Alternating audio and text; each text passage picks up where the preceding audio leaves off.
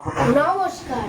আজ আমার পরিবেশনায় কবি অপূর্ব দত্তের লেখা কবিতা বীর পুরুষের খোকা।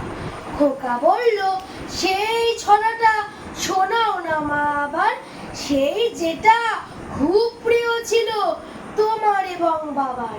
মা বলল, তুই তো দেখি জ্ঞানের বটবৃক্ষ রে, কার লেখা কি নাম ছড়াটার বল তো আগে ঠিক করে।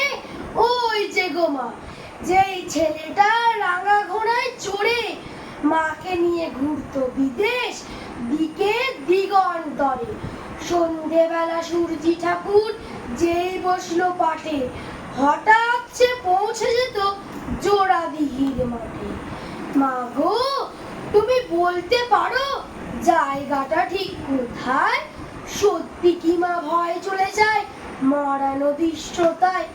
আচ্ছা ধরো, তুমি যাচ্ছ পালকি চেপে একা, পথে ঘাট সব মনীষীহীন, পাখিরও নেই দেখা, গাছের মাথায় ঘন অন্ধকার, দেখা যায় না ভালো, আর দিঘির পাড়ে দেখতে পেলে আলো, আর তখনই শুনতে পেলে হারে রে রে রে রে রে রে, এক নিমেষে 10-12টা ডাকাত এলো তেরে।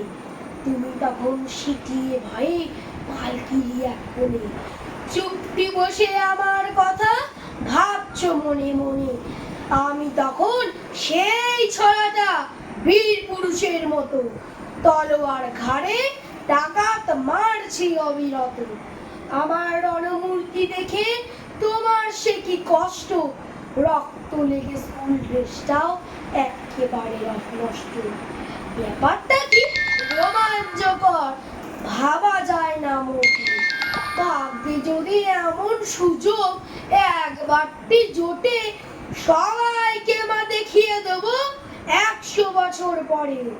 রবি ঠাকুর বীর পুরুষ ঠিক আছে তোমার ঘরে। ওই যা দেখো, বলে ফেললাম কোন ছড়া কার লেখা, দোষ কিছু নেই, সবই তো মা তোমার কাছেই শেখা। নমস্কার।